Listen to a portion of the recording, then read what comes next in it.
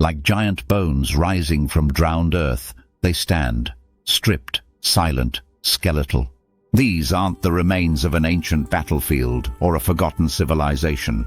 They're trees, dead forests, haunting the coastlines of America's east coast. Known as ghost forests, these eerie, barkless sentinels are one of the clearest signs that our landscapes are changing faster than we think. And they're not coming back. But what if this isn't the end of the forest? What if it's the start of something even stranger? A shifting boundary between land and sea that is quietly rewriting the future of our coasts, one root system at a time. Stretching from southern Maryland down through the wetlands of North Carolina, ghost forests are the skeletal remains of once thriving woodlands, mostly cedar and pine, that now lie submerged in silence. Their bark has sloughed off, their leaves long gone. What's left are pale, upright trunks, frozen mid-die. They appear where fresh water used to flow freely, in low-lying areas where land gently slopes into the sea. As salt water creeps farther inland due to rising seas, trees that once flourished are poisoned from the roots up. Salt accumulates in the soil. Groundwater becomes brackish. The forest slowly drowns in silence. Since the late 19th century, over 150 square miles of forest around the Chesapeake Bay have transitioned into ghost forests. And that's just one region. Satellite imagery reveals similar skeletal bands of trees surfacing all along the U.S. Atlantic coast, from New Jersey to Florida. And this is only the beginning. The cause behind this ecological transformation? A complex interplay of rising sea levels, climate change, and saltwater intrusion. Coastal ecologist Dr. Karen Gadan of George Washington University has been on the front lines of this research. She co-authored a comprehensive article on coastal salinization, published in the 2025 Annual Review of Marine Science on January the 9th. Gadan explains that the encroaching tides are more than just a threat to land. They are transforming ecosystems. Droughts, stronger storm surges, and rising groundwater tables all contribute to the inland advance of saltwater. This saline invasion upends decades, even centuries of plant life. But not all is lost. According to Marcelo Ardon, an ecosystem ecologist and biogeochemist at North Carolina State University, these forests and the marshes that replace them have been dancing together up and down the coastline for millennia. As he puts it, the shift from forest to marsh has happened throughout periods of sea level rise in the past. So, what's replacing the forests? In many cases, the answer is salt marshes, vibrant coastal ecosystems that are homes for salt marsh sparrows, fiddler crabs, mussels, and native rushes. These marshes not only offer critical habitat, but also serve as buffers against hurricanes and store vast amounts of carbon. In fact, a recent study in southern Georgia shows that salt marshes may even sequester more carbon than the tidal forests they are replacing. Through photosynthesis and sediment trapping, marshes pull in atmospheric carbon dioxide and bury organic material, leaves, stems, tiny invertebrates, in mucky sediments.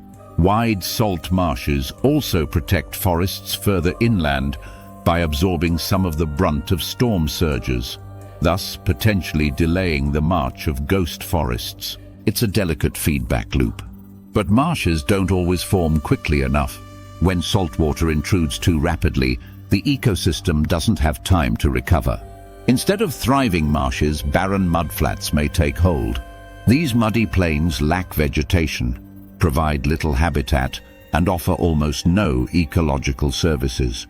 Dr. Stephanie Stotts, a forest ecologist from the University of Maryland Eastern Shore, warns that many of these areas are being overtaken by Phragmites australis, an aggressive reed.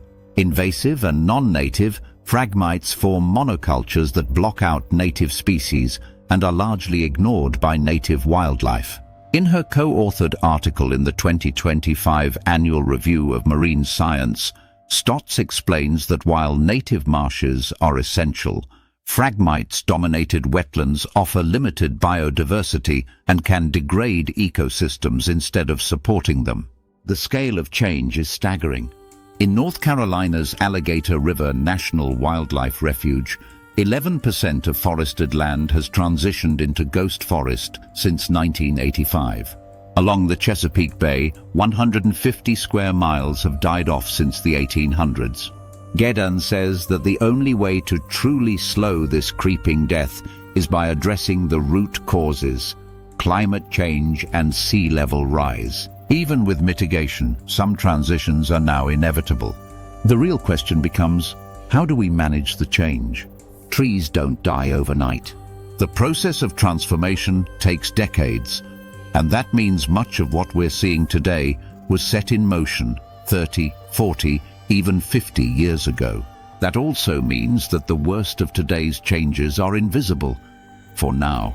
We're about 50 years behind, says Stotts.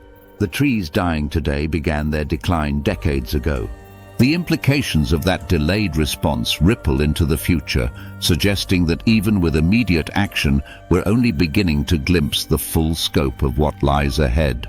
Will future coastlines be thriving marshlands teeming with life and resilience? Or will they become brackish wastelands dominated by mudflats and invasive reeds? That depends on how we respond, not just to the symptoms, but to the climate systems driving the change. Scientists are now working to map where ghost forests are most likely to emerge next. They're combining satellite imagery, soil salinity sensors, and long-term ecological studies to forecast and possibly steer these transitions toward healthier outcomes. One of the largest and most pressing questions remains: can we adapt fast enough? This isn't the first time Earth has grown ghost forests. During the last major glacial retreat over 10,000 years ago, sea levels rose hundreds of feet. Ancient tree stumps now lie preserved underwater off the Atlantic seaboard, fossilized remnants of similar transitions. In the Gulf of Mexico, sunken cypress forests near Alabama have been carbon dated to over 60,000 years old. These too were drowned when the ocean advanced inland during previous warm periods. What makes today different is the pace. Whereas previous transitions took centuries, today's forests can succumb within decades. Human-driven climate change has supercharged natural processes, intensifying both the speed and scale of transformation. While the mid-Atlantic coast is the poster child for ghost forests, similar transformations are happening across the US. On the Gulf Coast of Louisiana, entire bayous are converting into open water due to saltwater intrusion and subsidence. In the Pacific Northwest, rising sea levels and tidal flooding are pushing into estuaries, stressing iconic Douglas fir stands near the coast. Even Alaska is seeing ghost forest formation in tundra regions, where permafrost thaw and storm surges create saline pools that kill trees from below. This is a continental phenomenon, not a regional oddity. Despite the scale of the challenge, researchers are not giving up. At George Washington University, Gedan and her team are experimenting with salt-tolerant tree species to see if future forests could be made more resilient. In North Carolina, Marcelo Ardon is leading efforts to restore wetland hydrology, slowing saltwater encroachment through engineered canals and re-wetting strategies. There are also policy initiatives under discussion. In Maryland, state agencies are planning retreat zones, where communities and ecosystems can gradually move inland.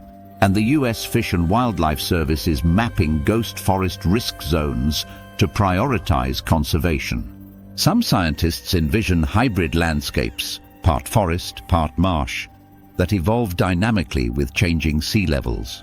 The goal is no longer preservation of the past, but adaptation for the future. So the next time you see a dying tree along the coast, don't just see loss. See transition, see evolution in real time. And above all, see a signal. Ghost forests aren't just warnings, they're invitations. Invitations to understand, adapt, and rebuild in ways that honor the land and prepare for the rising tides. Hit subscribe and join us as we explore more untold science stories reshaping the world from the ground up.